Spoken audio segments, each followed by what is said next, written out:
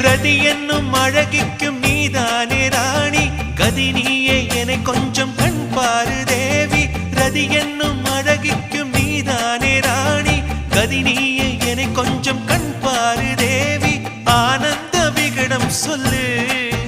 என்னை பேரின்ப நதியில் தள்ளு